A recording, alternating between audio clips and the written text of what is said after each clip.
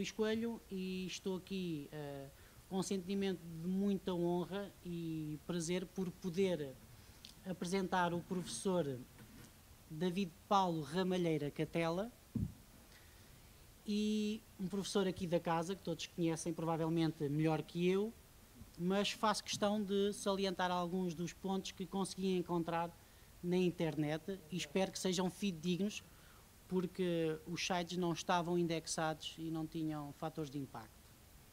Assim, o que é que eu destaco do professor David? É professor coordenador aqui da Escola Superior de Desporto de Rio Maior.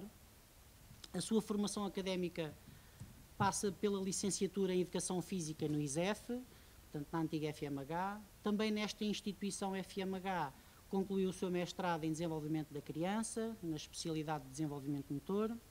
Mais tarde doutorou-se em Motricidade Humana, na vertente Ciências da Motricidade. E é uma pessoa dedicada à ciência e à reflexão e ao pensamento, digamos assim. A sua participação em centros de investigação inclui a qualidade de membro integrado do CIECV, sendo também responsável pela área científica do comportamento motor, e também membro da UIPS, da Unidade de Investigação do Instituto Politécnico de Santarém, também coordenador de uma área muito semelhante.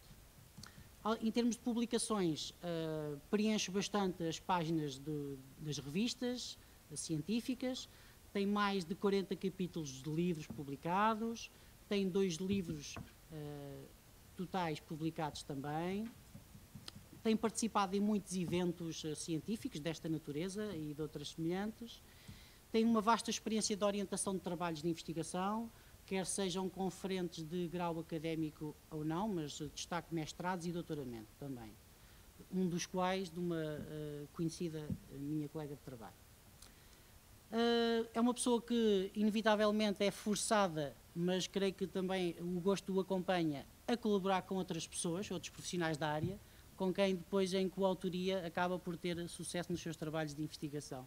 Eu destaco aqui cerca de mais de 42 colaboradores. As palavras não são minhas, são informação que eu consegui reunir.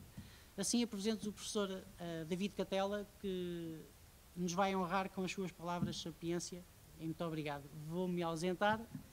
Muito obrigado.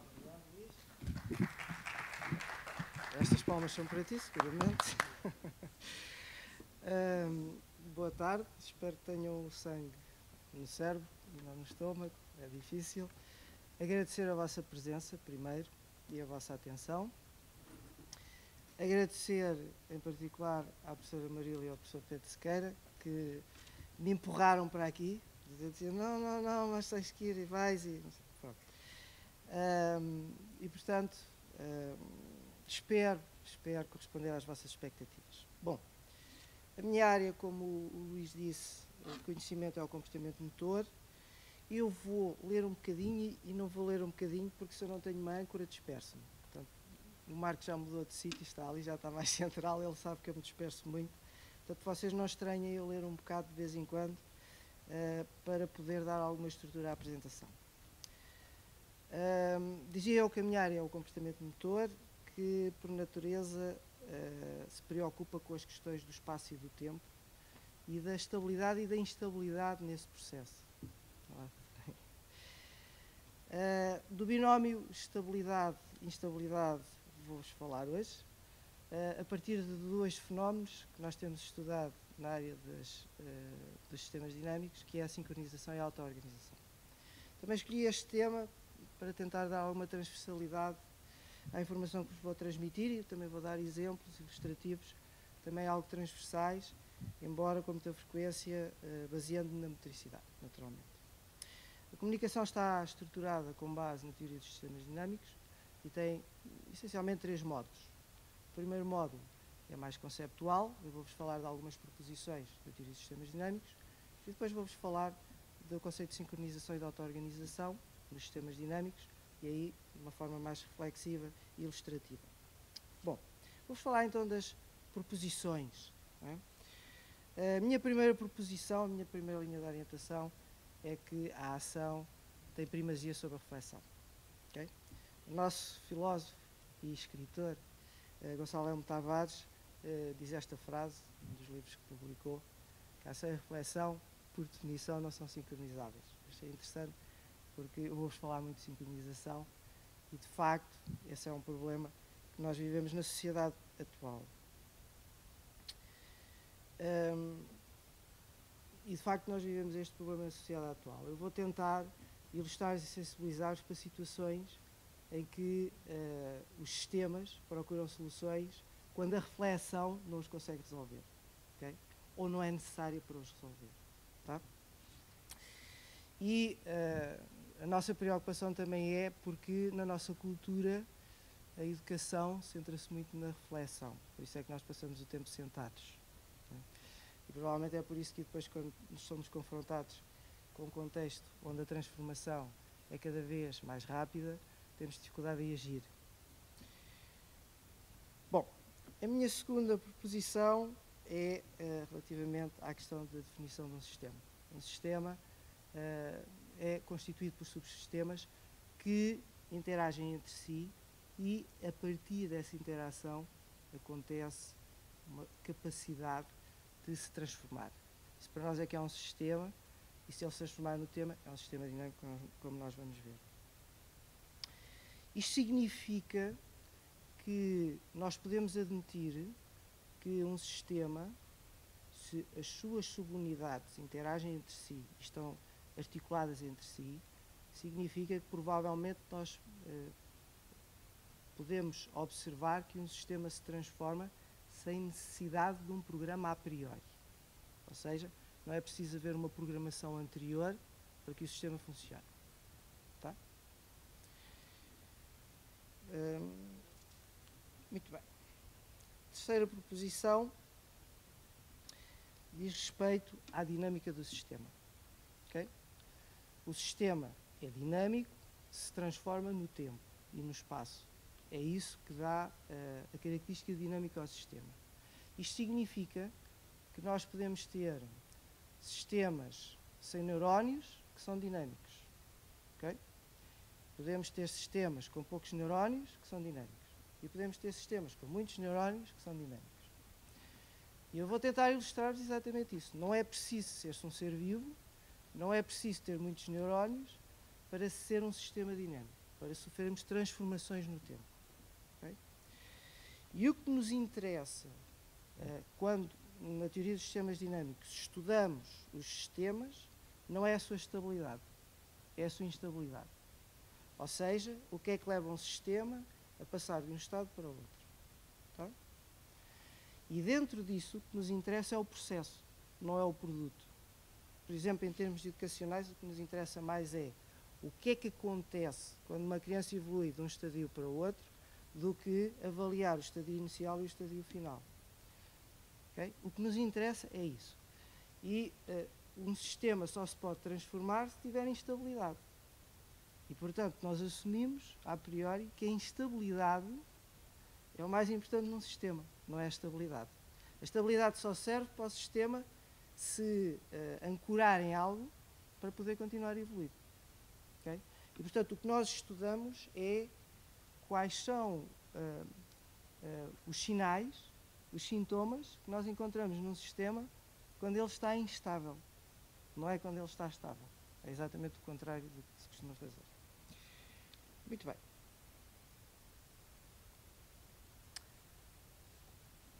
Acho que já falei nisto. Vejam, por exemplo, aqui o caso das ondas cerebrais. Tá?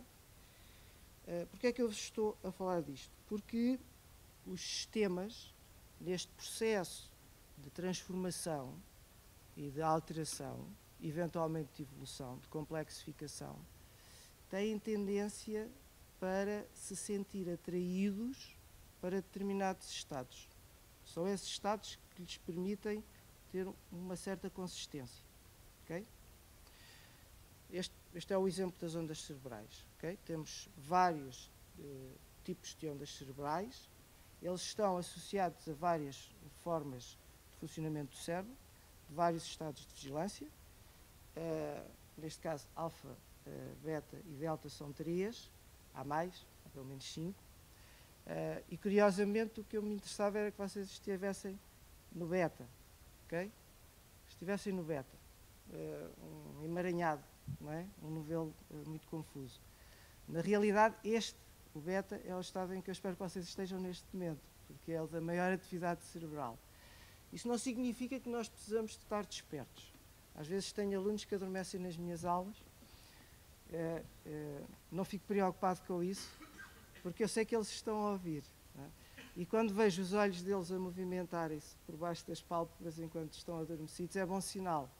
Eles estão no estado de REM, que é no estado de sonho, e no estado de sonho nós também estamos em beta, quando estamos em REM, com os olhos a deslocarem-se para um lado e para o outro. Não é? É quando estamos a sonhar. Portanto, eles estão a ouvir e estão a sonhar, é bom sinal. Portanto, reparem bem que os dois estados que parecem mais organizados e mais estáveis são aqueles que não me interessam, não é? E são aqueles em que eu não quero que vocês estejam. Eu gostava que vocês estivessem no beta.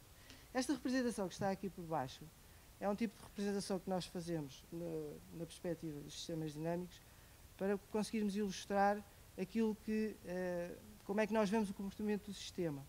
Portanto, aquela bolinha, digamos assim, que é a força de atração para onde o sistema vai. E vocês veem que há ali uns vales e há umas colinas. Okay? As colinas, se a bolinha estivesse em cima da colina, ela tanto podia cair para um lado como podia cair para o outro. Já vos vou falar disso. Tá? Seja como for, a colina é bom, porque a colina é o estado em que uma pessoa sobre a qual nós agimos, ou uma pessoa que age autonomamente, está à procura de uma nova solução. Não é? Fico solteiro ou vou casar? Não é? Está lá em cima. Depois depende da força do atrator. Nós temos vales mais fundos e temos vales menos fundos. Nós conseguimos representar isso atualmente. Nós conseguimos medir a profundidade do atrator e a força com que o sistema está a ser atraído pelo atrator. Okay? Também conseguimos medir a que velocidade é que nós nos deslocamos para o atrator. Tá? Ou se resistimos muito ao atrator. Se demoramos muito tempo a aproximar-nos do atrator. Portanto, como vocês veem, são parâmetros que analisam o processo, não analisam o produto. Nós já não nos interessamos muito pelo produto. O produto é só um referencial, é só para ter uma ideia. Okay? Bom.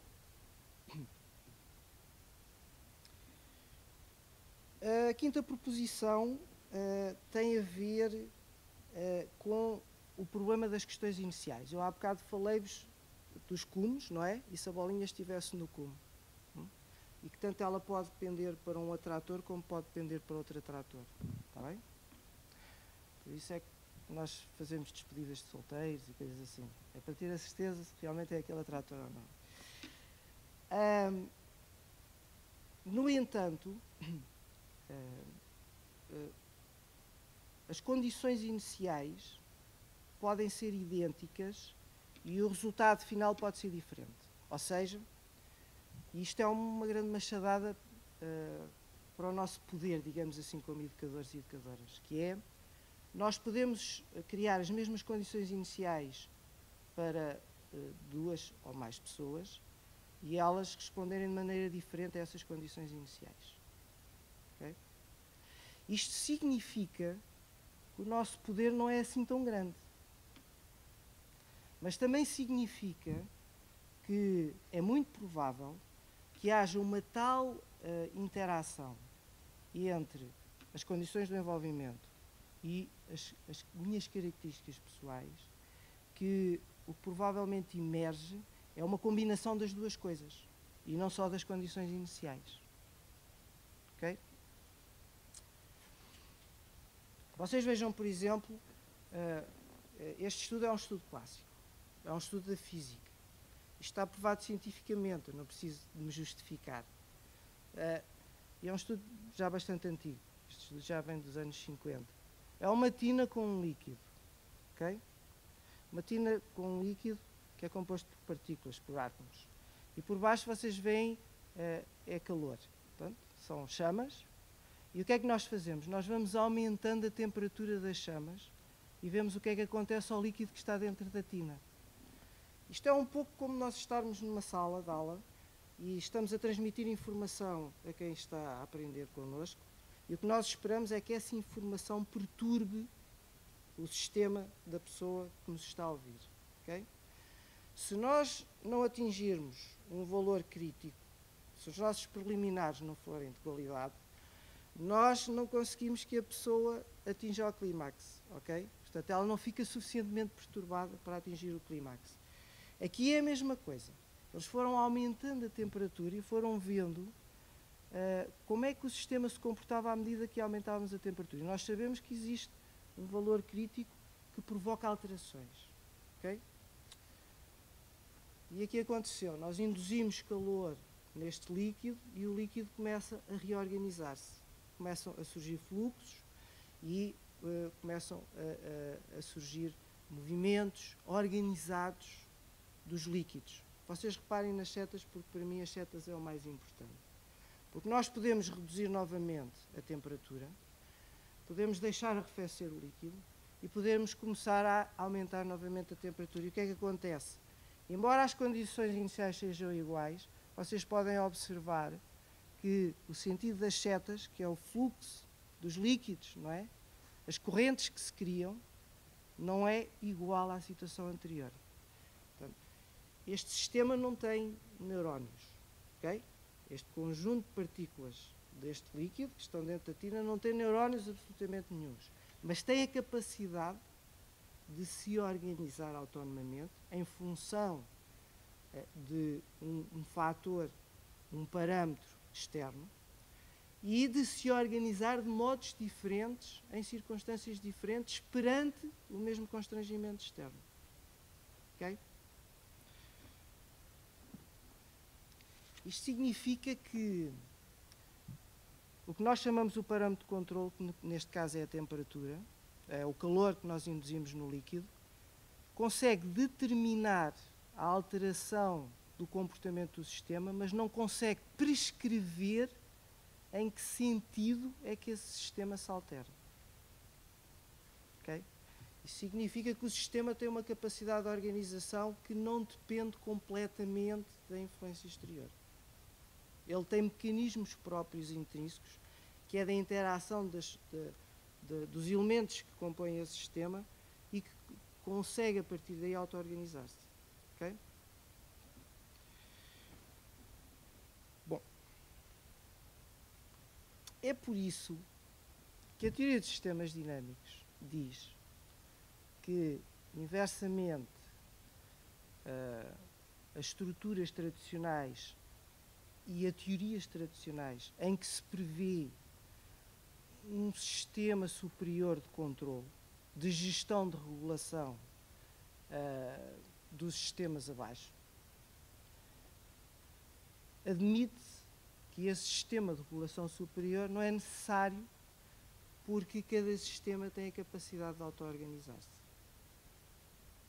Aqui, em termos de estrutura, quer dizer que não precisávamos do terceiro piso deste edifício e das pessoas que estão lá, porque as pessoas e os alunos aqui em baixo conseguiam resolver os problemas todos. Concretamente é o que eles dizem.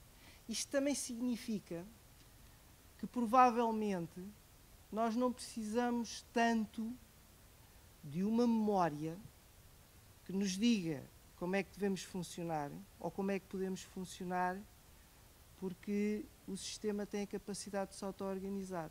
Não precisa da memória para nada. Por exemplo, os pacientes, os portadores de Alzheimer, têm a capacidade de aprendizagem, mas não se lembram como é que as coisas se fazem. 5 em 5 minutos estão-nos a perguntar como é que aquilo se faz. Mas eles conseguem aprender. Eles conseguem aprender. E conseguem executar ações se nós lhes dermos determinados objetos com determinadas características. Eles detectam nesses objetos propriedades e agem. E usam-nos. E, no entanto, não sabem o que aquilo é.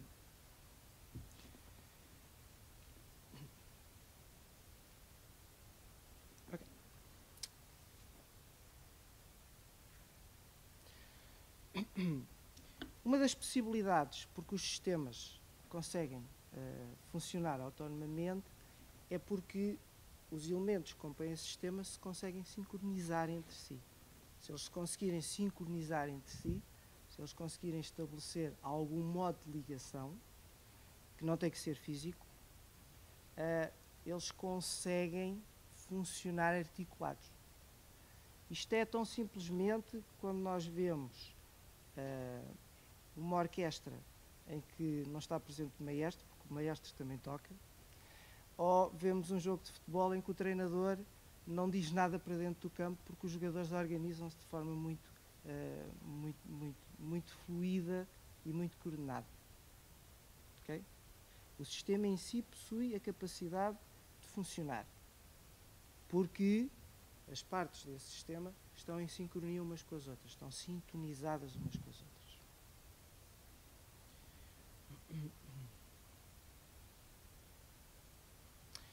Isso não significa que as partes do sistema percam a sua individualidade.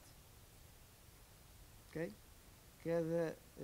Cada músico numa orquestra, cada jogador num campo de futebol tem as suas características particulares, tem as suas efetividades, o que nós chamamos de efetividades. Possui propriedades e características particulares, mas consegue sintonizar-se com os outros. Okay?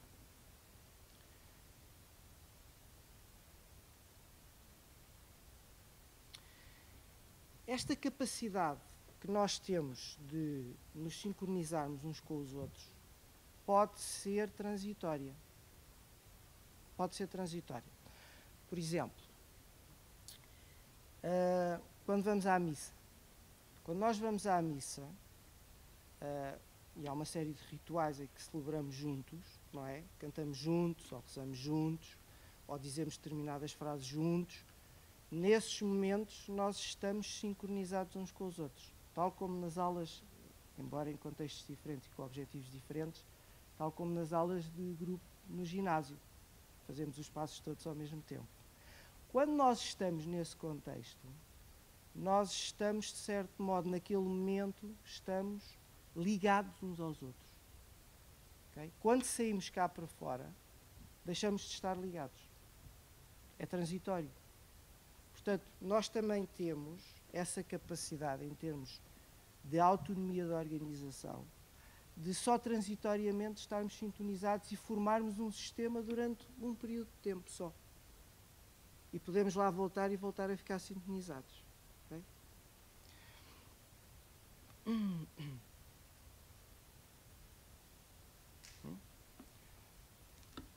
Neste caso, na religião católica apostólica romana, mas em torno da pedra, não é?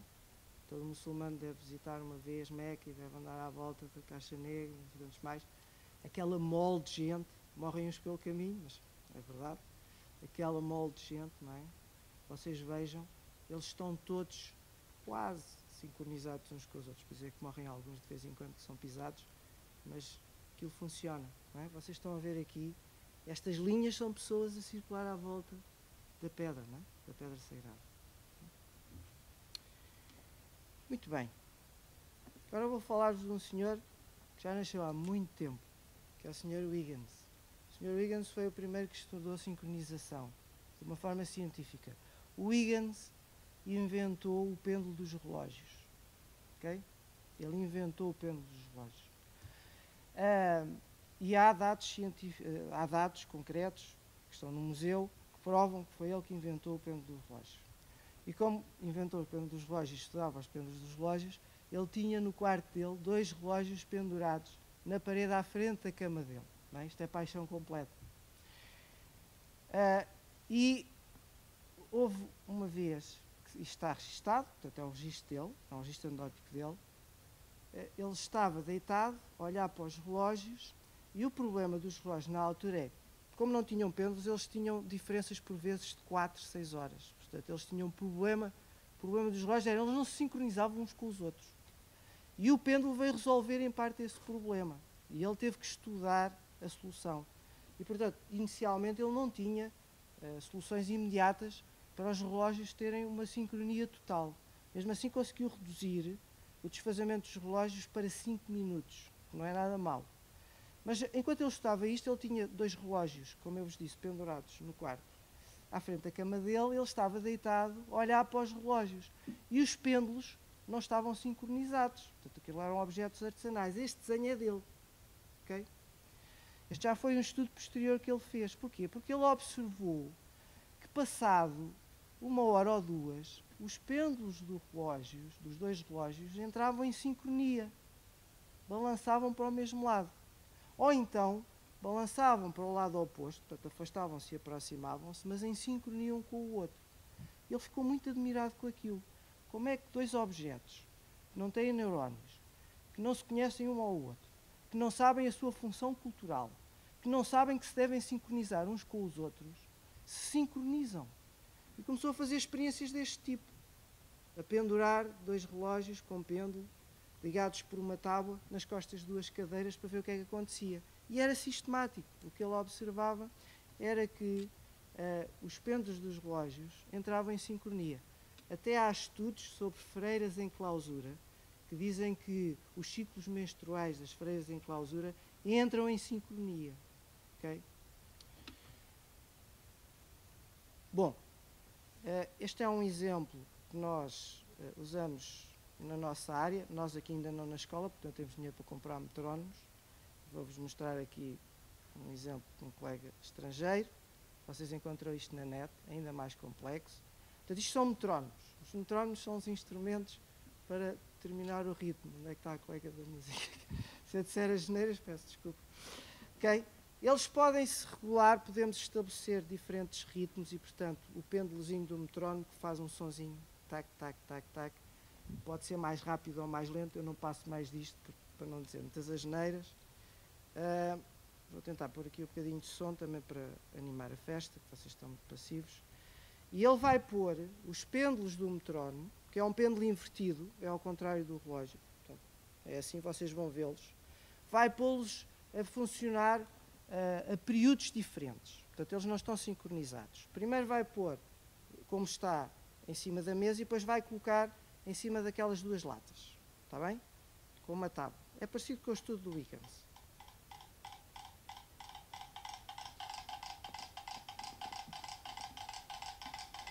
Vocês podem observar que os pêndulos não estão sincronizados uns com os outros. Tá? E o que ele vai fazer agora é pegar na tábua e aumentar os graus de liberdade do sistema. Porquê é que eu digo que ele vai aumentar os graus de liberdade do sistema? Porque aquilo pode balançar para um lado e para o outro. Portanto, aumentamos a instabilidade do sistema. Ok?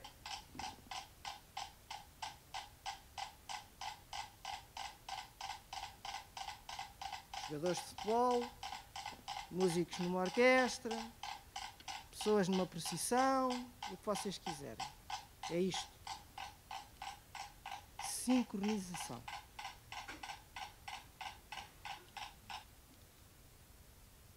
Desculpem lá que eu não sou muito bom nestas coisas. Tenho que fazer desta maneira.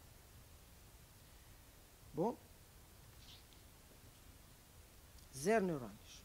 Como é que acontece e será que isto se passa com sistemas mais complexos? Passa. Vamos aumentar o número de neurônios. Alguns milhares de neurônios. Pirilampos. Os pirilampos emitem uma luz, os machos, no período de acasalamento. O período de acasalamento é muito curto, acho que é só umas horas, num dia específico. E isto dá origem a um fenómeno estético, que é os pirilampos à procura e a chamarem as fêmeas. Eu vou-vos mostrar este fenómeno para vocês verem como isto é um fenómeno, e por isso é que me interessava também apresentar-vos estes 2 conceitos, de sincronização e auto-organização, porque a teoria dos sistemas dinâmicos diz que há fenómenos que são transversais a todos os sistemas, seja qual for a sua complexidade. Isto é espetacular, porque andamos muito perto de leis que conseguem explicar muitos fenómenos. Não é? A ciência é doida por encontrar leis simples que expliquem muitos fenómenos. Quanto mais simples, melhor. Depois complicamos as coisas, não sei porquê, mas é um defeito que nós temos. Quando temos a matemática e a física, as coisas começam a ficar complicadas. Mas pronto, somos assim. Ok? Pirilampos. Estão a ver? Os pirilampos também se sincronizam uns com os outros e estão a competir pelas fêmeas. Okay? Portanto, a sincronização também pode ser uma forma de nós tentarmos mostrar que somos melhores que os outros. Okay? Também pode ser numa situação de competição. Muito bem.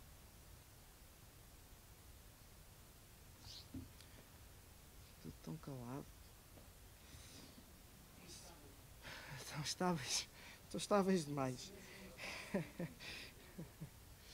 Ok. Vou-vos mostrar outro fenómeno de sincronização. Eu estou a mostrar vários que é para ver se consigo convencer disto. Este é um ritual. O ritual é um comportamento social extremamente complexo. Este ritual é um ritual transversal a muitas culturas. Okay? Que é passar sobre brasas. Passar sobre brasas é um ritual que nós encontramos na Europa, por exemplo, em Espanha, que os bichos são mais doidos que nós, mas também encontramos, por exemplo, em ilhas do Pacífico. Está bem? Bom. E o que é? É passar por cima de brasas. Também encontramos na Índia, por exemplo, também encontramos. Passar por brasas. E em certas culturas, passar por brasas pode ser feito com uma pessoa, às nossas cavalitas, com um acompanhante. Habitualmente é um familiar. Ok? Bom. E o que é que eles se lembraram de fazer? Como vocês veem, têm espectadores à volta. O que é que eles se lembraram de fazer? Tirar a frequência cardíaca. A frequência cardíaca. O sistema cardíaco é um sistema autónomo. Está bem? Até tem 2 nódulozinhos que estabelecem, em situação, inclusivamente, de urgência, a frequência com que o nosso coração bate. É autónomo. Nós não pensamos, nem estamos conscientes enquanto o nosso coração bate. Okay? É um sistema autónomo. Está bem? Mas faz parte de nós. Okay? E, portanto, o que é que eles foram ver? Eles foram medir a frequência cardíaca do caminhante, da pessoa que o acompanhava e de um espectador que não tinha nada a ver com não era da família, por exemplo. Está aqui o gráfico. Isto é uma série temporal. Nós, nas análises dinâmicas, usamos muito séries temporais. É muito simples. É a sequência dos valores ao longo do tempo, ligados por uma linha. Okay? Porque é um acontecimento longitudinal. Está bem? É um gráfico de linhas. Isto é um gráfico de linhas. No eixo de X o que vocês têm é o tempo. No eixo do Y o que vocês têm é a frequência cardíaca. Em determinado momento. Okay? E liga-se a esses pontos e temos um gráfico de linhas. Ora bem, vocês reparem, a azul e a vermelho estão as frequências cardíacas do caminhante e da pessoa que o acompanha. E reparem como há uma sincronia tão interessante entre a frequência cardíaca dos dois. Quando um aumenta, o outro também aumenta. Isto é psicofisiológico, tem provavelmente a ver com a maior intensidade das brasas ou com um desequilíbrio, mas a verdade é que ambos estão sincronizados na intensidade, não é? Mesmo que seja relativa. Reparem da pessoa que está a assistir, que não tem nada a ver com aqueles doidos, não é? Caminhar por cima das brasas. Não tem nada a ver, não tem nada a ver. Eu agora a seguir vou-vos mostrar uns gráficos que nós usamos quando fazemos análise de recorrência, quando estes valores recorrem. O que nós tentamos fazer com um gráfico de análise de recorrência é ver até que ponto é que determinados valores recorrem, se repetem no tempo. É como se cortássemos estes gráficos às fatias horizontais, e fôssemos ver, não é, ao longo do tempo, se o valor da frequência cardíaca se repetia, não é? Bom, se nós fizermos um gráfico em que no eixo do Y e do X tivermos os mesmos valores, mas ligeiramente desfasados, como se faz com a autocorrelação, nós encontramos gráficos deste tipo, que nos oferecem padrões. Okay? Chamamos a isto de gráficos de análise de recorrência. E vocês podem ver perfeitamente, é extremamente visual, vocês podem ver perfeitamente que o padrão que nós encontramos nos gráficos de cima, que tem a ver com o caminhante e com o acompanhante, é diferente da pessoa que assiste de fora. A pessoa que assiste de fora é um padrão perfeitamente normal. Nós depois temos técnicas de análise qualitativa destes gráficos e de análise quantitativa também, de outputs. Por exemplo, ver a complexidade do sistema, em termos, através de um valor que é a entropia. Ou ver, por exemplo, se há muita proximidade de determinados valores que criam linhas diagonais junto da grande diagonal. A grande diagonal aqui é o próprio número, ok? É o número próprio a repetir-se. esta grande diagonal não nos interessa, os outros padrões é que nos interessam. O xadrez, linhas diagonalizadas, nós chamamos as linhas máximas. Eu agora vou-vos mostrar uma brincadeira que começa a ser séria, que nós fizemos com idosos. Isto foi feito por alunos do primeiro ciclo, do primeiro ano, no primeiro semestre, nesta escola. Coisas, loucuras que eu faço com os alunos. Bom, o que é que este grupo de alunos fez? Eles foram a um lado perguntar a idosos se não se importavam de fazer determinados tipos de respiração e se não se importavam que nós lhes tirássemos a frequência cardíaca. Usámos instrumentos extremamente rudimentares. Para vocês terem uma ideia, tirámos a frequência cardíaca com polares, que são os mais acessíveis nesta escola, que são polares que tiram a frequência cardíaca de 5 em 5 segundos, e tirámos também a pressão arterial, embora eu não vos mostre esses valores aqui, com medidores de pressão arterial que são os do próprio lado. Okay? No entanto, os valores são muito explícitos. Nós concentramos particularmente nos hipertensos. Seguimos o sistema de classificação da Task Force Europeia de hipertensão e de cardiologia. Eles têm um sistema de classificação um bocadinho mais elaborado que o tradicional. E este é um tipo de hipertensão. É quando a pressão sistólica é que está mal. Okay? Está muito elevada. A diastólica está bem, a sistólica está muito elevada. E nós tínhamos pelo menos 2 idosos com este tipo de hipertensão. Sistólica, isolada, moderada. Não é mais grave, mas é acima da suave. E o que é que nós temos aqui? O que nós pedimos aos idosos foi que eles fizessem o que nós chamamos a respiração de repouso. Eles estão deitados e durante 5 minutos recolhemos a frequência cardíaca em repouso e isso estabelece a linha de base, a baseline, do que é a sua frequência cardíaca, neste caso, em situação, digamos assim, de repouso normal. É uma referência para nós. E depois ensinámos-lhe um tipo de respiração, que é uma corruptela de técnicas da yoga, que é a respiração abdominal lenta. Elas têm que usar o diafragma com mais frequência, com mais intensidade, e têm que fazer uma expiração mais prolongada que a inspiração. Basicamente é isto, aprendem aquilo em 30 segundos. E tirámos também a frequência cardíaca a fazerem esse tipo de respiração. Eu vou-vos mostrar. Estes são os gráficos de análise de recorrência para os 2 idosos, portanto, o gráfico de linhas em cima, a série temporal, e em baixo a análise de recorrência, o gráfico de recorrência para os 2 idosos na respiração em repouso. Eles só fizeram isto uma vez. Os alunos foram lá, naquele dia, disseram às pessoas: deite-se, deixe-se estar e tirar uma frequência cardíaca, agora vou-lhe ensinar uma respiração, experimente lá. Ela fez a respiração e nós tirámos a frequência cardíaca também durante 5 minutos. O que é que isto significa?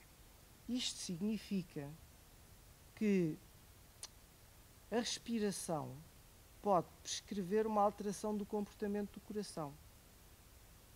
O coração foi sensível à alteração do modo de respirar.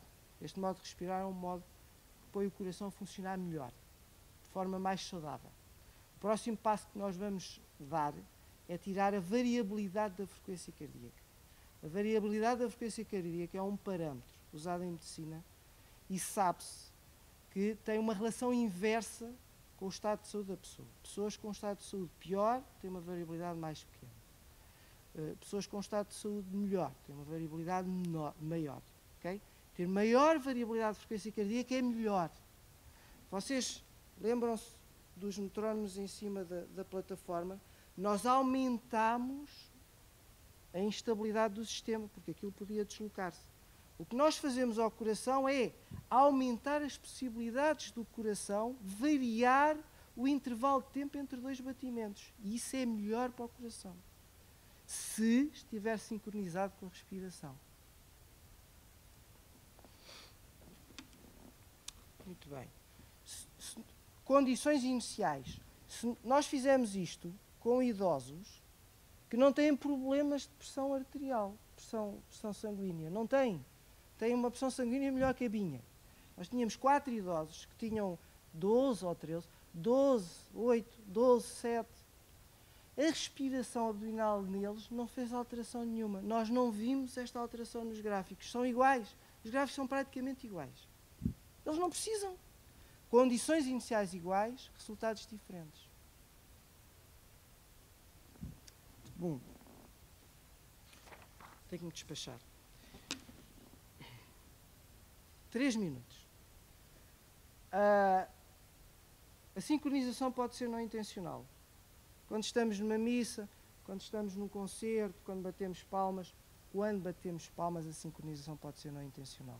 As pessoas a sair de um espetáculo, elas criam fluxo entre elas, tal como o líquido, quando nós aquecemos o líquido, cria fluxo entre si, ok? Isto significa que nós não intencionalmente podemos sincronizar-nos com outros. Nós andamos a estudar isso, ok? E acontece, em 70 a 80% dos casos acontece, ok? Bom, mas esta é intencional ainda. Nós chamamos a isto de sincronização metacronal. Okay? Vocês reparem, a onda no estádio. A onda no estádio, as pessoas não se conhecem umas às outras. Vão para dentro do estádio e fazem ondas destas. Elas estão sincronizadas umas com as outras. Onde é que está Deus aqui? Onde é que está aqui um maestro? Não está. Elas auto-organizam-se. Ok? Nós chamamos a isto, aqui já estudamos a questão dos osciladores. Um oscilador produz uma determinada frequência, consequência da coordenação entre os seus elementos, ok? Como o nosso coração. Uma centopeia tem uns milhares de neurónios, provavelmente deve ter para aí 10 mil a 20 mil neurónios. Não é nada comparado connosco. Tem muito mais apoios que nós, tem muito mais membros pendulares que nós, e fazem este movimento ondulado, ok? Estas ondas. Conseguem sincronizar aquilo tudo mesmo quando o terreno é irregular, quando encontram uma pedra, resolvem aquele problema todo. E fazem estas ondas. Fazem estas ondas. Ok? Vamos voltar um bocadinho só ao estádio para vocês. Eu falei-vos em sincronização não intencional. No estádio ela é intencional, mas têm sido feitos estudos em que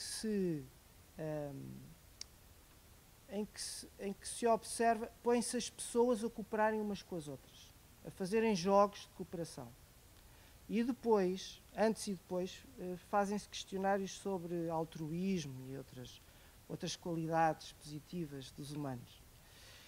E o que se tem descoberto é que quando as pessoas são colocadas em situações de sincronização, elas tornam-se, por exemplo, mais cooperantes, tornam-se mais altruístas, inclusivamente crianças de 4 anos de idade.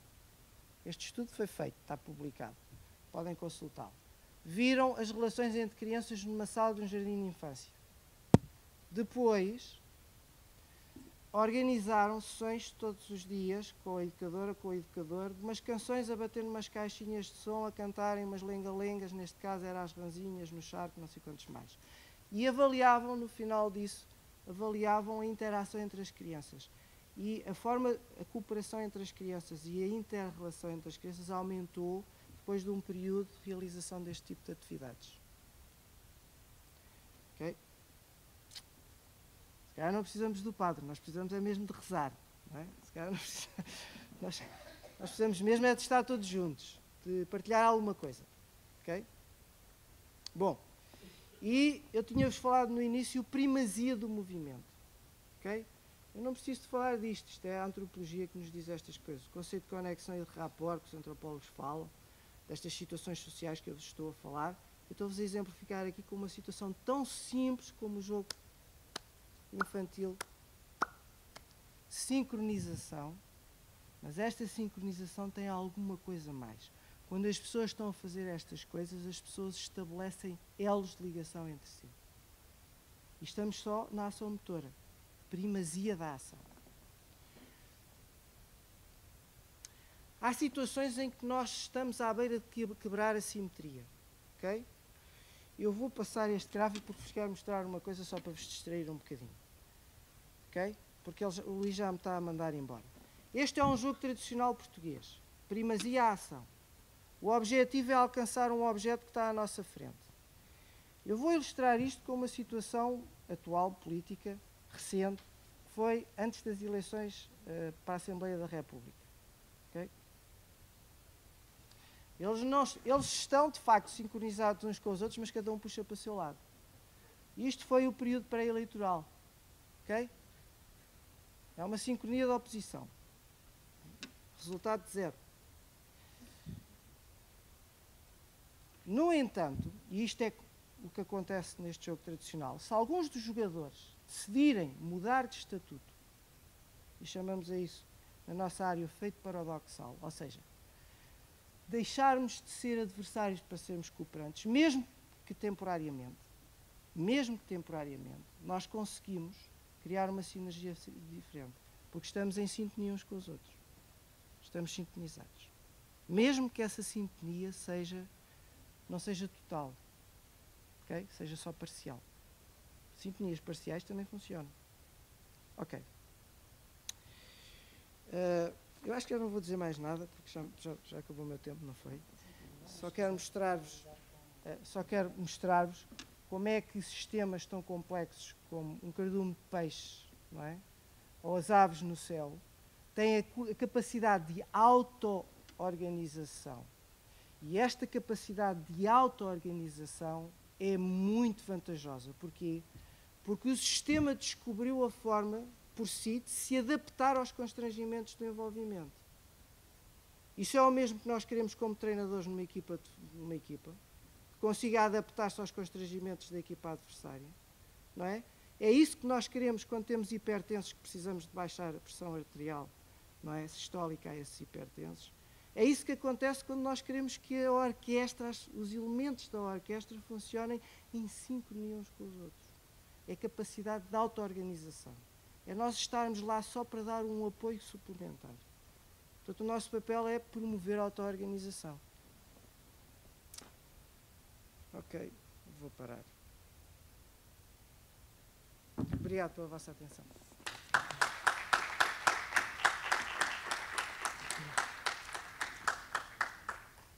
Muito obrigado, professor Capela. É uma honra, sem dúvida, poder contar com esta perspectiva e análise teórica, mas também com a valência prática sobre estas questões também sociais. Também. Dessa forma. E saliento ainda que quem tem postes afixados não se esqueçam de os retirar em seguida, uma vez que quem não os levar poderá depois vir encontrá-los no lixo e poderão querer guardá-los para futura utilização, para posterior utilização. Despeço-me do professor Capela com a oferta também aqui de um brinde pela sua colaboração. Com produtos que provavelmente desconhece, que são característicos da zona. Muito obrigado. Obrigado, Marília. Obrigado, Pedro.